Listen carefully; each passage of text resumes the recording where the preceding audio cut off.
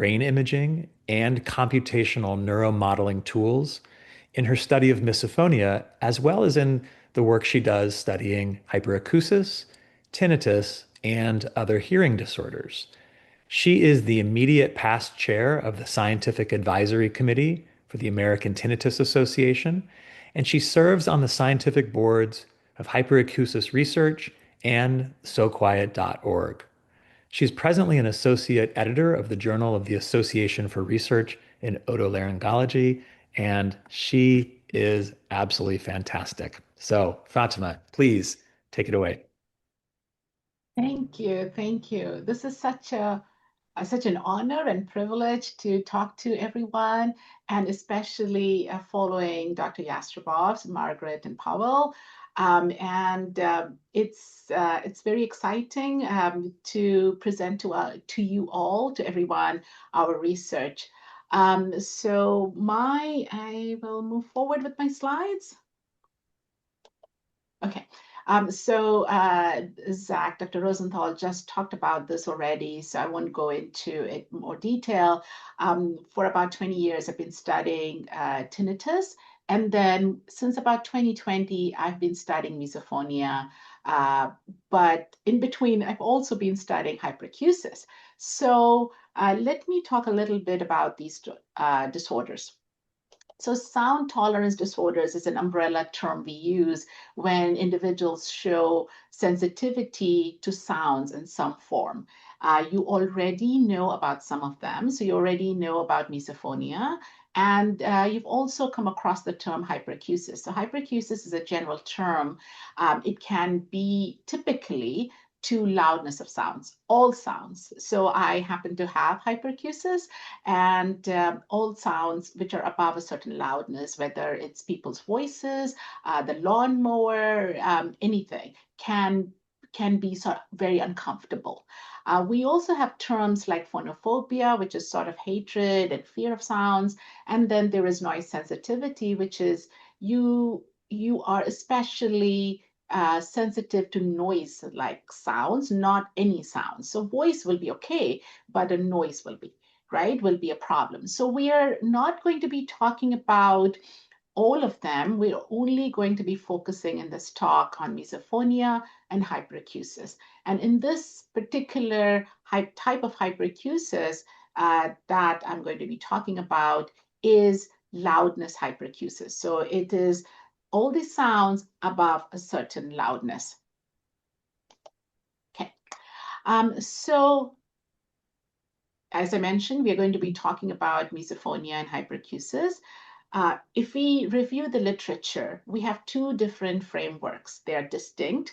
For hyperacusis, we have focused on this bottom-up hyper response to sounds. In misophonia, we think about this top-down, higher order emotional regulation, social processes, social cognition, right? So these are kind of distinct.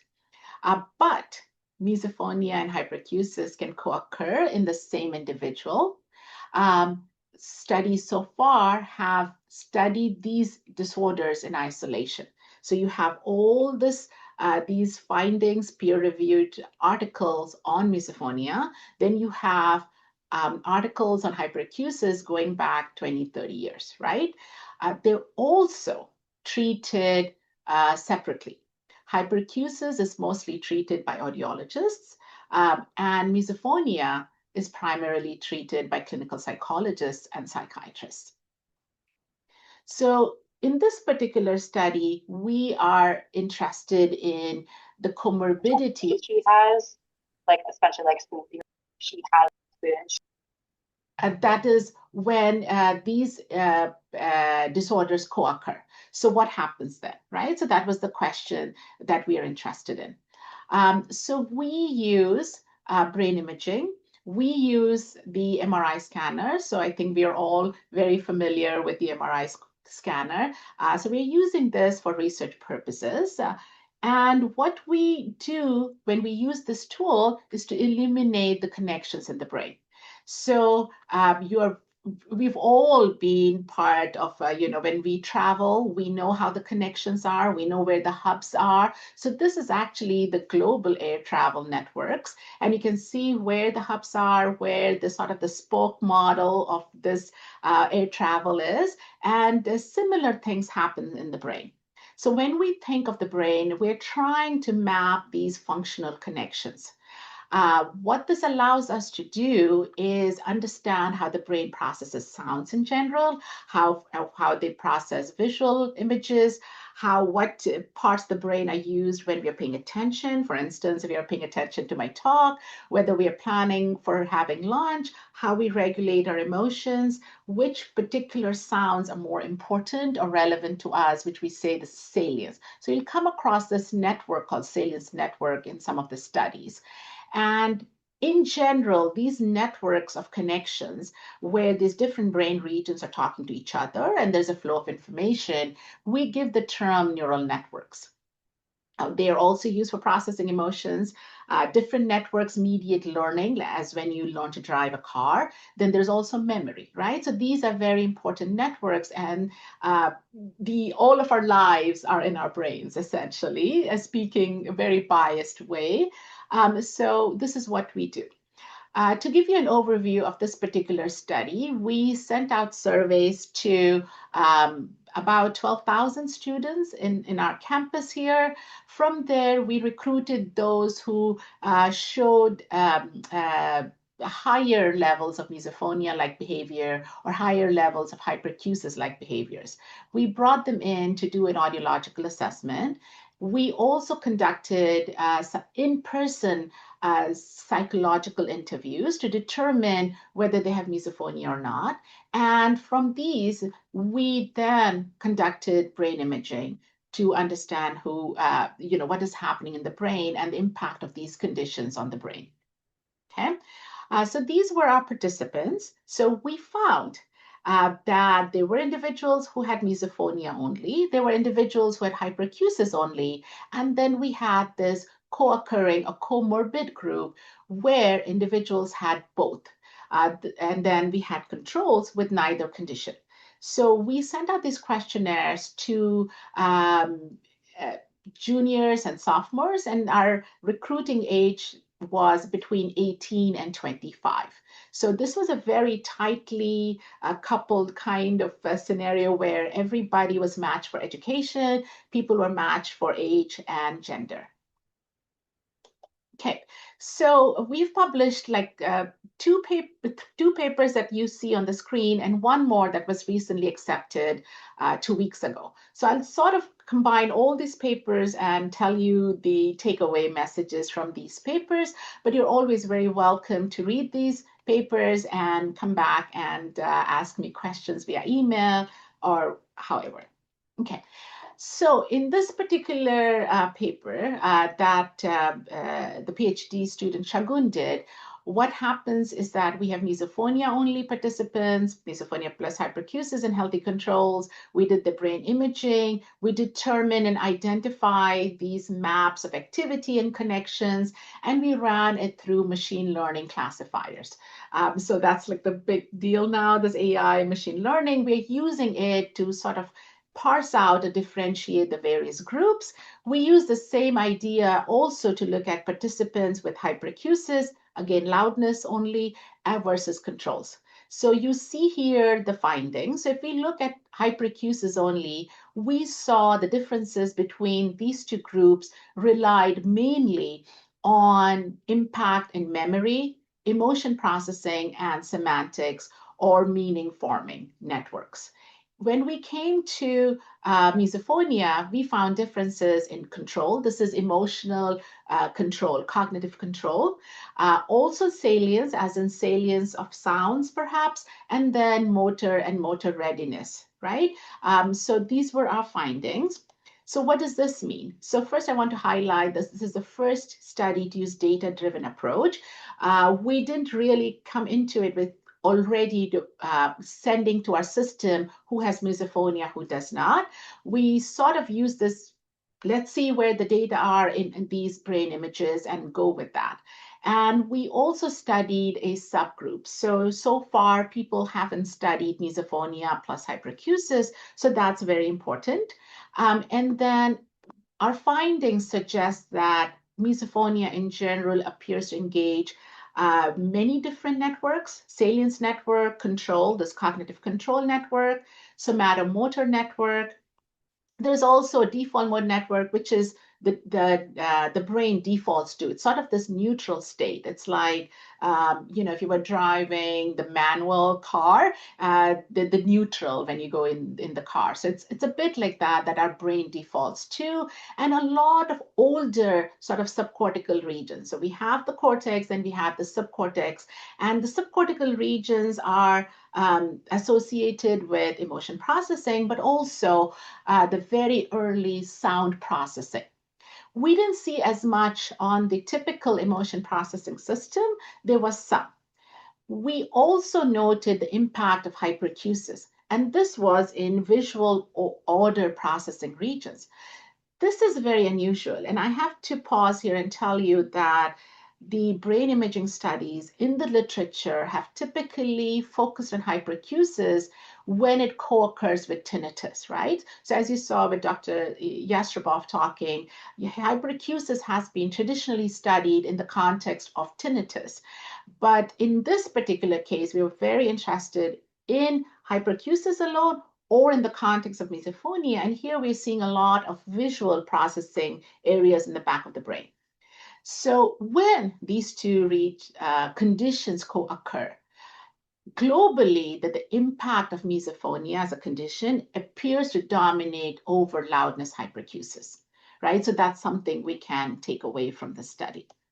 So PhD candidate Namita used the same individuals, and for her study, we were very interested in how do individuals with hyperacusis and misophonia process non-trigger sounds. So these were sounds that were be pleasant, neutral, or unpleasant, but they were not trigger sounds. So our question was, is there something about all sound processing in these two conditions, or is it something that is only related to the trigger sounds? And these are some of our findings. And what I will tell you is this result here. So we were looking again, what we found is salience and executive control networks and hyperacusis are reduced. So this is disrupted. So you can see some of that disruption here. So these are sort of these template brains, and we are showing some disruptions here from this blue dot to this red dot. And this is going from anterior cingulate in this case to areas which deal with attention and cognition, right? So what is interesting is that we're finding differences in these conditions for processing all sounds which can be construed as pleasant or unpleasant. And I can give you some example. So neutral sounds would be like footsteps, right? And happy sounds can be babies laughing, right? And unpleasant sounds would be somebody crying, for instance, right? And this is globally kind of a normative data set that we have. It was, I think, constructed like 20, 30 years ago. And this was based on ratings from, again, undergraduate students. You're at Okay. about 4 minutes, Dr. Husain.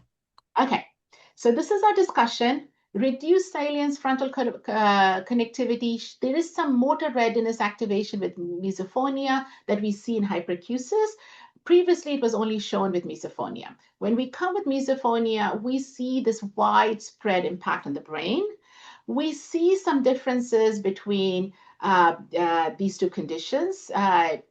Basically focused on sound processing. So hyperacusis, we have a lot more of that, less so in misophonia.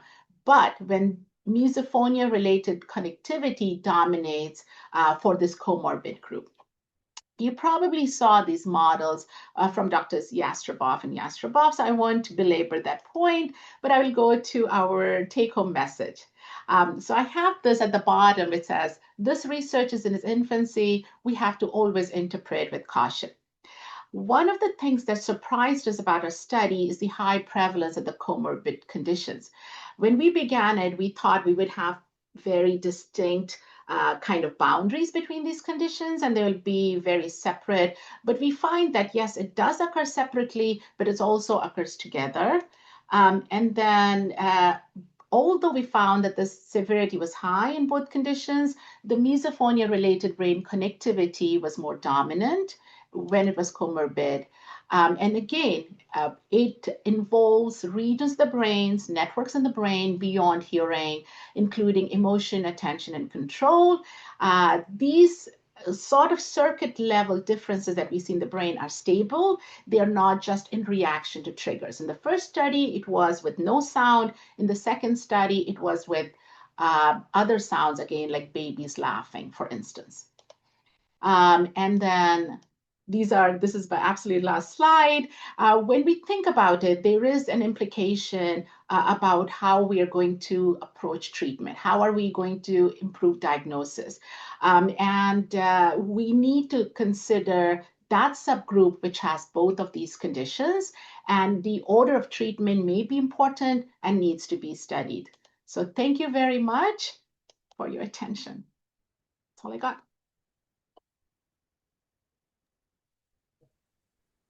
Thank you, Dr. Husain, so much. That was a great presentation. We do have a few questions for you.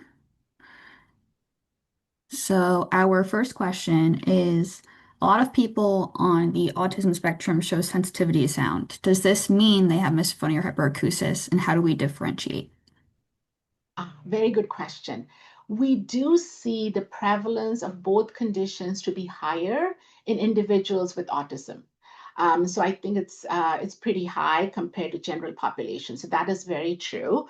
Um, how do we differentiate between them? So there are different questionnaires we can use. There are different clinical interviews we can use to diagnose these conditions. So in our study, we diagnose them separately. In the audiological workup, we diagnose someone with hyperacusis, and in the psychological interview, we diagnose someone with misophonia. And that's how we really could tell when someone had both conditions. I don't know if that answers the question. Thank you. Another question, do you find individual variability in what participants consider positive, negative, or neutral? Yes, absolutely. And that's an excellent question. So we have the normative data, right? When people have classified these sounds, but we use button presses in the MRI scanner. And so we use the individual ratings to figure out what they consider as pleasant or unpleasant. And that varies from person to person. It varies over age, and it varies by condition as well. When someone has tinnitus versus not, when someone has hyperacusis versus not. So yes, we do use those individual ratings. Yes, very important. Thank you. What recommendation do you have for therapists trying to determine hyperacusis or misophonia treatment prioritization? Excellent, excellent question. And I think it goes back to what the patient would like, right? What is their primary, the most sort of in the foreground? What is it that is bothering them? But I would urge clinicians, both who are treating hyperacusis or treating misophonia, to ask questions about the other disorder.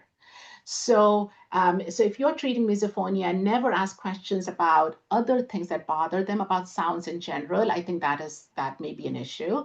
So, a lot of their discomfort in their day-to-day life may be because of loud sounds in general, and that can be mitigated much in a sort of more mechanical way, much easier way.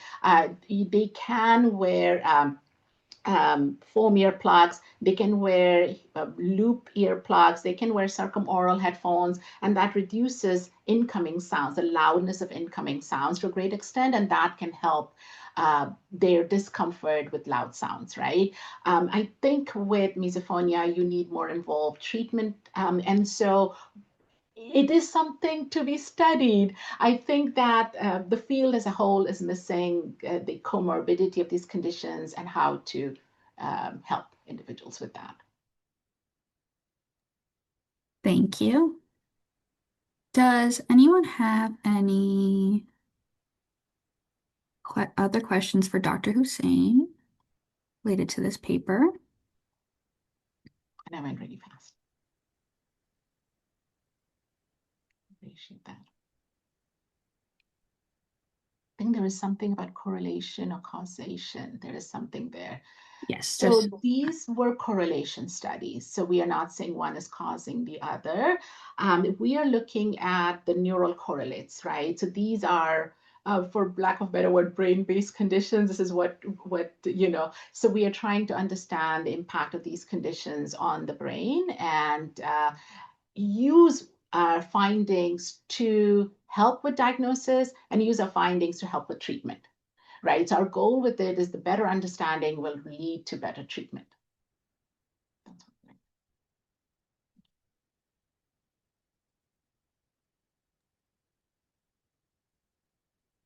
see. We have about 2 minutes left before the next session. I have a question for you, Fatima.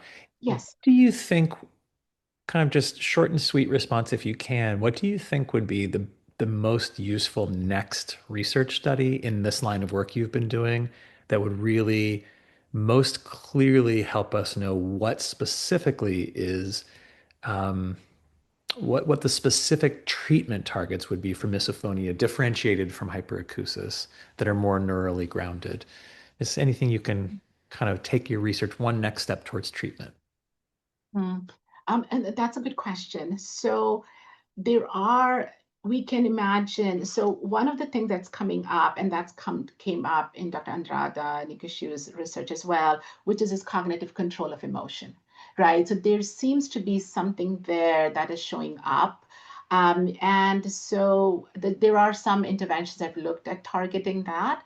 What I would really advocate for is to add imaging to the pre and post intervention protocol, apart from the individual self-report and the individual's assessment, behavioral assessment. If we can add some brain imaging to see when things improve, where exactly are they improving? So this is sort of a proof of concept of the intervention itself, as well as telling us what exactly has changed in the brain, and then find better ways of targeting it, right? So we can think of pharmacological and both non-pharmacological interventions, but yeah, targeting some of these. Thank you. Thank you for that. I think your work and your response right there highlights just how essential it is ultimately to develop the best treatments. We really need multidisciplinary teams of people working together and multidisciplinary approaches that can not look at things in a narrow lens, but can really think in broad ways where um, there might be kind of unanticipated solutions that we just can't even think of unless we all work together and in a more multidisciplinary way. 100%.